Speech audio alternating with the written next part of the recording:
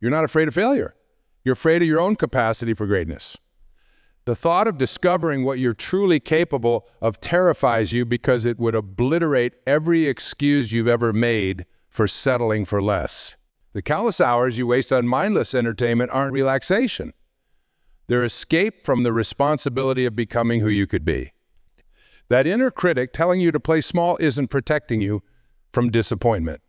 It's protecting you from the discomfort of growth that precedes every meaningful transformation. The goals you set aren't ambitious targets.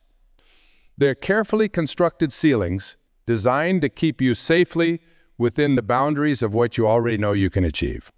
Your problem isn't lack of resources, time, or support. It's that you've negotiated with non-negotiables, compromised on what shouldn't be compromised, and settled for crumbs when the entire banquet of life was available. The room falls silent. Not because they're waiting for me to speak, but because something has shifted in the air. A heaviness that wasn't there moments ago. That heaviness is the weight of untapped potential. You feel it, don't you? That subtle pressure on your chest right now isn't anxiety about what I might say. It's your soul recognizing truth before your mind has a chance to deny it. You've been settling. For how long now? Months, years? Perhaps your entire life. The truth often arrives as a whisper while excuses show up with megaphones. But today, right here, we're turning up the volume on truth and unplugging the excuses altogether. When was the last time you surprised yourself? When did you last do something that made you think, I didn't know I had that in me? If you have to think about it for more than a few seconds, it's been too long. Most people live their entire lives at level 1, occasionally visiting level 2, during moments of inspiration or necessity. But level 10, that place remains theoretical for them, a concept rather than a destination. And why? Because leveling up demands a price most aren't willing to pay. Nothing of value comes without cost. The question isn't whether you'll pay a price. You absolutely will. The question is which price you choose to pay. Will it be the price of discipline and growth, or the much heavier price of regret and stagnation? Let me share something profound with you. The most painful moment in anyone's life isn't failure. It's not rejection or loss. The most agonizing human experience is standing face to face with the person you could have become while realizing it's too late to bridge that gap. Imagine meeting your potential self, the version of you that made different choices, that pushed through fear, that prioritized growth over comfort. How would that conversation go? Would you be explaining your excuses, or would you be sharing your victories? Your body knows when you're cheating yourself. Your mind might be excellent at crafting justifications, but your spirit, that deepest part of you, it always knows the score. That's why so many people can't stand silence. Because in silence, they hear that voice asking, is this really all you're capable of? I once spoke with a man who had built a comfortable life by any external standard. Good job, nice home, healthy family, but his eyes carried a dullness that betrayed his words. When I asked him about his dreams, he laughed. That uncomfortable laugh people use when they're trying to dismiss something that matters tremendously. Dreams are for children, he said. I'm practical now. What he called practical, I call surrender. He hadn't grown up. He'd given up. And the tragedy wasn't that he'd abandoned his specific dream. The tragedy was that he'd abandoned the very part of himself capable of dreaming at all. But man is not unique. And he represents millions who have convinced themselves that mediocrity is maturity, that settling is wisdom. But here's what they miss. The universe didn't endow you with desires and capacities so you could ignore them. Your yearnings aren't random. They're road signs pointing toward your evolution. Growth isn't a luxury. It's not something you get around to after everything else is settled. Growth is the point. Everything else is just details. You might be thinking, but you don't understand my circumstances.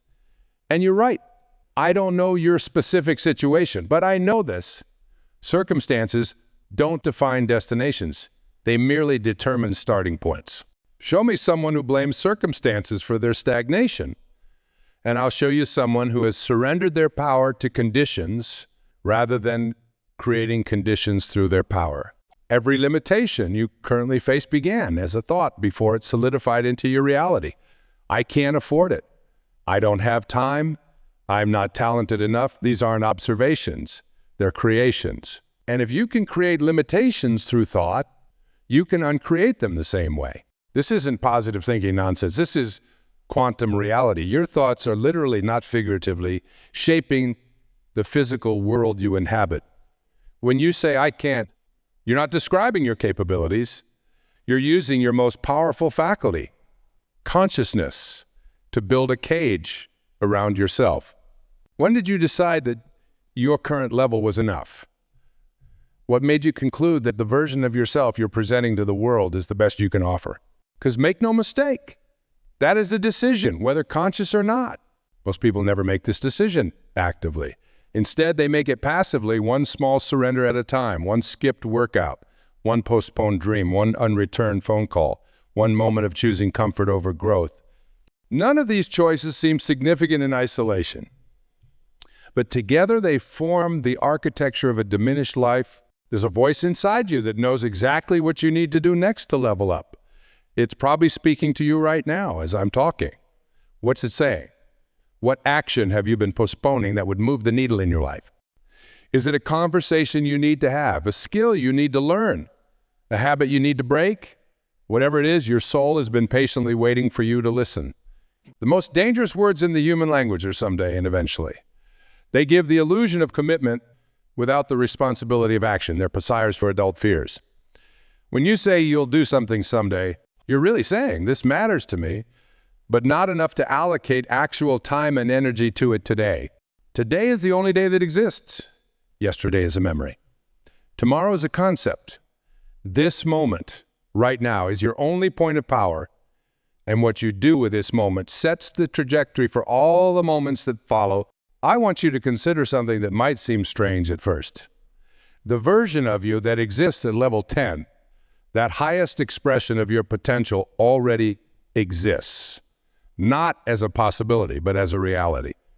In the quantum field, all versions of you exist simultaneously. The only question is, which version you're choosing to experience through your awareness. Leveling up isn't about becoming something new. It's about aligning with what you already are at your highest frequency. It's about removing the blocks, the fears, the limiting beliefs, the excuses that prevent you from experiencing your true. This might sound abstract, but its application is intensely practical. When you approach a challenge, ask yourself, how would the level 10 version of me handle this? Then do exactly that. You don't need to feel ready or confident. You just need to act in alignment with that higher self.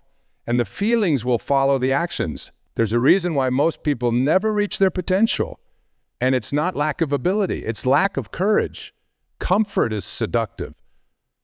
The familiar, even when it's painful, has a gravitational pull that's difficult to escape. But nothing remarkable ever happened in a comfort zone. Think about the people who inspire you.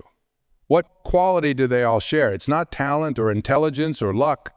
It's their willingness to do what's uncomfortable, to face the blank canvas, to have the difficult conversation, to persist when results aren't immediate, to get up when everyone else stays down. You admire their results, but the secret is in their process. They've developed a relationship with discomfort that most people never cultivate. They don't wait to feel confident before taking action. They take action as the path to. I often hear people say, I need more motivation, but motivation isn't something you get. It's something you generate through action. It's the byproduct of movement, not the prerequisite for it. The people who appear most motivated aren't waiting for some external force to energize them. They're creating energy through committed action. Let me tell you a truth that might be hard to hear. No one is coming to save you. No one is going to appear with the perfect opportunity, the perfect conditions, or the perfect motivation. Your life is waiting for you to claim it, not for circumstances. This isn't meant to discourage you. It's meant to empower you. Because once you stop waiting for external saviors, you can step into your own authority. You can become the hero of your own story instead of a supporting character waiting for the protagonist to. The most powerful question you can ask yourself is this: what would I do today if I truly believed in my own potential? Not as a concept, but as an active living faith in what you're capable of becoming. How would you speak? How would you move? What would you no longer tolerate? What would you begin immediately? Your potential isn't a distant summit you're trying to reach. It's the ground you're standing on right now, waiting for you to recognize it. The summit experience, that level 10 life, is simply what happens when you remove everything that doesn't belong. The doubts, the excuses, the compromises, the settling. Most people approach growth as addition. More knowledge, more skills, more achievements. But the deepest growth happens through subtraction, removing the barriers between who you're being and who you truly are. Consider a sculptor facing a block of marble. The statue already exists within that block. The sculptor's job isn't to create the statue, but to remove everything that isn't the statue. Your highest self already exists within you. Your job isn't to create that self, but to remove everything that's blocking its expression. What's blocking you right now? What beliefs, habits, relationships, or environments are standing between you and your next level? Identifying these blocks is crucial because what got you to your current level won't get you to the next. The strategies, mindsets, and relationships that served you until now may be precisely what's keeping you from advancing further. This is why leveling up often feels like loss before it feels like gain. You may need to lose certain comforts, certainties, and connections before you experience the benefits of your new level. This is the hero's journey. The willingness to enter the unknown, to release what's familiar, to die to an old self so a new self can emerge. Many people start this journey, but turn back when they reach this phase of perceived loss. They interpret the discomfort as a sign they're on the wrong path, rather than recognizing it as the necessary transition between levels. But just as a snake must shed its skin to grow, you must be willing to shed aspects of your current identity to embody your next evolution. The question isn't whether you'll experience discomfort. You absolutely will. The question is whether you'll interpret that discomfort as a reason to retreat or as confirmation you're expanding. Growth and comfort cannot coexist. The moment you choose growth, you're choosing temporary discomfort for long-term expansion. The moment you choose comfort, you're choosing temporary relief for long-term stagnation. You might be wondering, what does it actually mean to force myself to level up? Let's get practical. Forcing yourself isn't about self-punishment or grinding yourself into exhaustion. It's about intentional discomfort. It's about consciously choosing the productive pain of growth over the destructive pain of regret. Think about the areas in your life where you've been coasting. Where have you been phoning it in? Where have you convinced yourself that good enough is actually good enough? These are your leveling up opportunities. These are the doors waiting for you to push through them. I remember speaking with a woman who had been at the same job for 15 years. By all external measures, she was successful. But when I asked her if her work challenged her, if it demanded her best, she looked away. Not for a long time, she admitted. But it's secure. Security. That word has destroyed more human potential than almost any other, because what most people call security is actually stagnation wearing a respectable mask. True security doesn't come from avoiding change. It comes from embracing growth. The most secure person isn't the one with the unchanging job. It's the one who knows they can create value anywhere, anytime, under any circumstances. This woman eventually took a risk. She left her position to pursue work that terrified and excited her in equal measure. The first 6 months were the hardest of her professional life. She questioned her decision weekly, sometimes daily. But then something shifted. She stopped identifying with her old limitations and started embodying her new capacities. What had been exhausting became exhilarating. What had been frightening became familiar. Today, she doesn't talk about security. She talks about aliveness. She talks about the satisfaction of knowing she's using herself fully. And ironically, her economic situation has improved precisely because she stopped prioritizing it above her growth. This pattern repeats across all domains of human experience. The things we think protect us often imprison us. The risks we avoid become the regrets we carry. The growth we postpone becomes the fulfillment we forfeit. The universe will always match your level of courage with an equal level of support. But, and this is crucial, the support usually arrives after the courage not before it. This is why so many people remain stuck. They're waiting for evidence before commitment. But the deepest transformations require commitment before evidence. Think about learning to swim. You can study swimming techniques for years, but at some point, you have to get in the water. And for a moment, perhaps just a brief moment, you'll feel like you're drowning before you realize you're swimming. This is the universal template for all meaningful growth. The moment of perceived drowning, of losing your familiar footing, is the precise moment where your new capabilities are being forged. So many people never experience their true capacities because they retreat at the first sign of drowning. They feel the discomfort of the new challenge and interpret it as confirmation they should return to safety rather than recognizing it as the necessary transition to new ability. What water are you avoiding right now? What deep end is calling you, even as you cling to the shallow? The shallow isn't actually safer.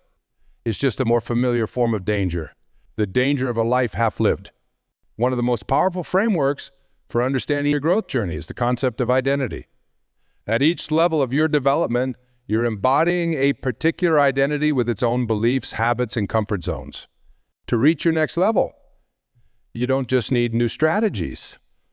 You need a new self-concept. The person who exercises occasionally has a different identity from the person who sees themselves as an athlete. The person who writes when inspired has a different identity from the person who considers themselves a writer. The level of your achievement will never exceed the level of your self-concept.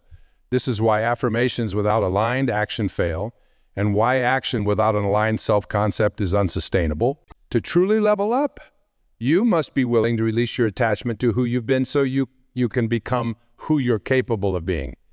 This isn't pretending or fake it till you make it.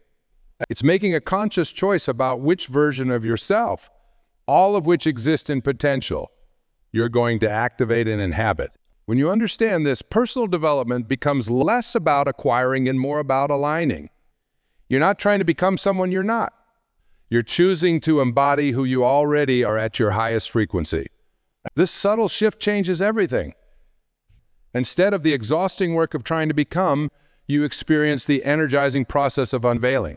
Instead of forcing yourself towards some external standard, you're removing the blocks that prevent your natural brilliance from shining through.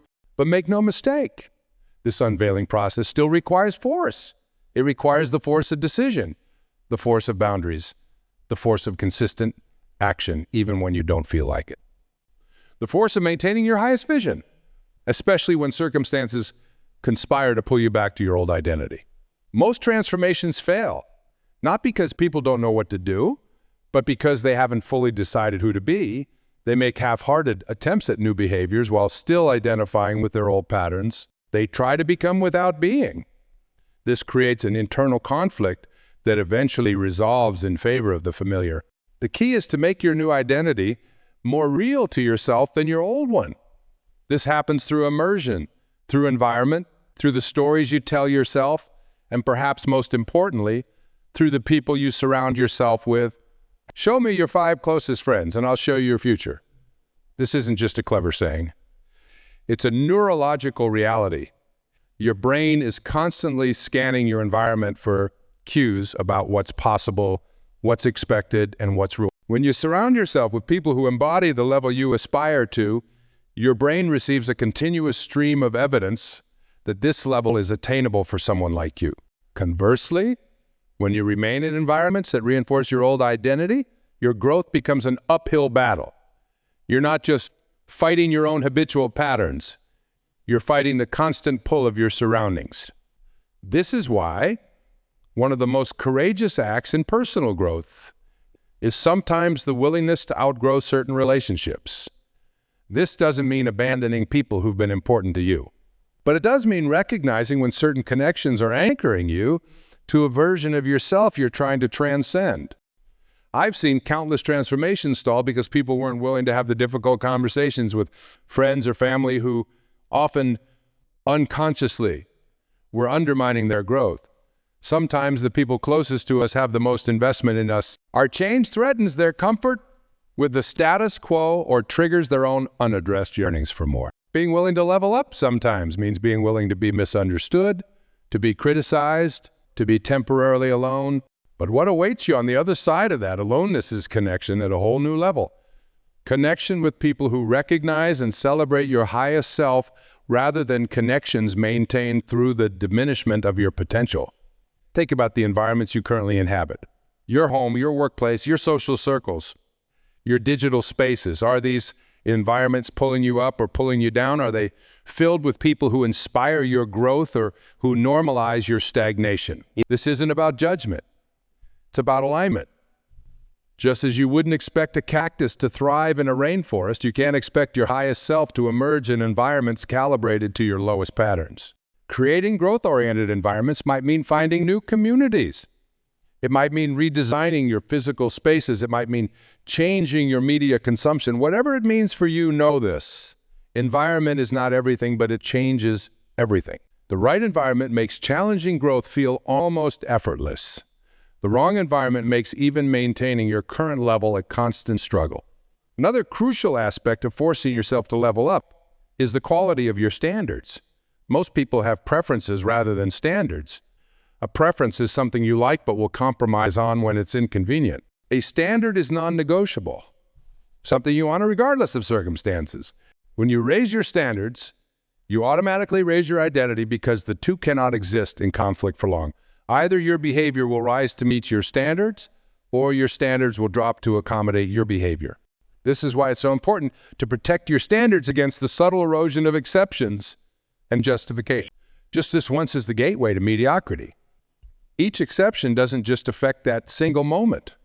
It reprograms your identity. It tells your subconscious mind, this is the kind of person I am, someone who compromises on what matters when it's difficult. Enough of these exceptions, and your highest aspirations become merely good intentions without the force of conviction behind them. Integrity isn't just about honesty with others. It's about alignment between your deepest values and your daily actions. It's about being whole rather than fragmented.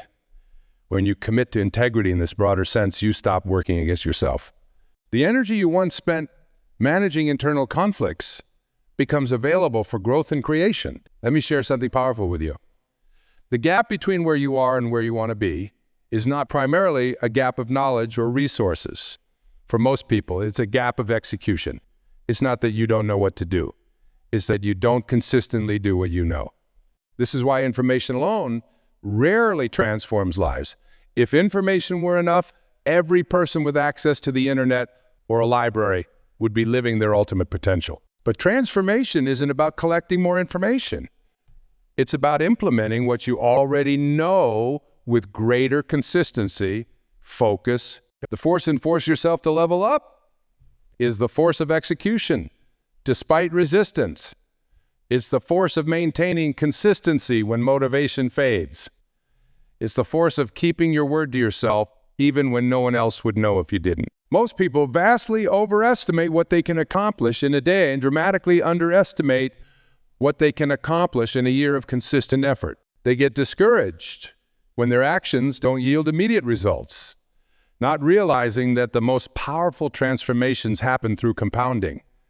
Small actions that build upon each other over time until suddenly the change becomes visible and seemingly exponential. The oak doesn't grow 6 inches one day and 3 feet the next. It grows steadily, often imperceptibly, until one day you look up and realize it's now providing shade for the entire yard. Your growth follows the same pattern. Each day that you honor your highest standards, you may not see dramatic change, but you're building momentum, and momentum eventually becomes unstoppable. What happened if you maintained your highest standards every day for the next year? Not perfection. That's neither possible nor desirable, but consistent alignment with your deepest values and highest vision. Who would you become? What would become possible? How would your sense of yourself fundamentally shift? Most people never discover their true capabilities because they live reactive rather than creative lives. They respond to circumstances rather than generating them. They adapt to conditions rather than establishing them. This reactive orientation keeps them perpetually one step behind their potential, always adjusting to what is rather than creating what could be. Living creatively means recognizing that while you can't control every circumstance, You can control your response to every circumstance. And your response is far more determinative of your experience than the circumstance itself. The most successful people aren't those who face the fewest challenges. They're those who bring the most resourceful mindset to whatever challenges they face. When you truly understand this, problems stop being obstacles and start becoming opportunities for expansion. Each difficulty becomes a chance to develop new capacities, to access new resources, to embody more of your potential. The question shifts from why is this happening to me to what is this happening to develop in me? This shift from victim consciousness to creator consciousness is perhaps the most significant leveling up possible. It changes your relationship with everything. Suddenly, nothing is happening to you. Everything is happening for you. Nothing is against you. Everything is feeding you. Nothing is blocking you. Everything is teaching you precisely what you need to learn to reach your next level. But this shift doesn't happen automatically. It requires the force of conscious choice in moments when every emotional impulse is pulling you toward reaction, blame, or resignation. It requires the willingness to take radical responsibility, even when others are clearly contributing to the situation. It requires the courage to ask not who's at fault, but what's possible now. The most empowered question you can ask in any challenging situation. So, what quality or capacity is this challenge inviting me to develop? Perhaps it's patience. Perhaps it's boundaries. Perhaps it's creativity or resilience or compassion. Whatever it is, once you identify it, you can approach the challenge as a training ground rather than a punishment. I've noticed that the people who experience the most profound transformations are those who develop a collaborative relationship with difficulty. They don't seek hardship for its own sake, but when it arrives, as it inevitably does, they mine it for its wisdom. They extract the growth opportunity embedded within every setback. Think about your current challenges, the situations that feel most frustrating or painful right now. What if these very circumstances are not random accidents, but precisely calibrated invitations for your evolution? What if they're not blocking your path, but rather revealing it? What if they contain exactly the lessons you need to embody your next level? When you approach life with these questions, everything becomes purposeful. Nothing is wasted. Every experience, whether pleasant or painful, whether chosen or unchosen, this doesn't mean you passively accept circumstances that can be changed, but it does mean you extract the value from them even as you work to transform them. This orientation toward life, seeing everything as feedback rather than failure. Instead of the exhausting cycle of elation and despair that comes from attaching your identity to outcomes, you experience the steady confidence that comes from knowing every experience is developing you in exactly the ways you need.